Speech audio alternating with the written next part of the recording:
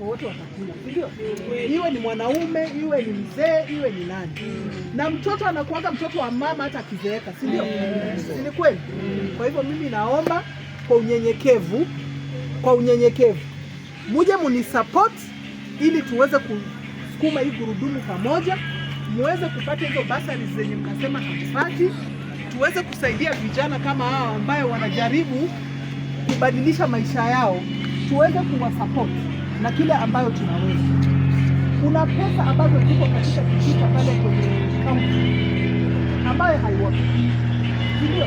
Mtu akipata nafasi anachukua, kwa mfano kama kazi za kanjo zinakuja, lakini mwenye ameweka kwa kiti anachukua kazi anapeana kwa watu wake, ama akikosa kupeana kwa watu wake anafanya nini? Anauza. Si ni kweli?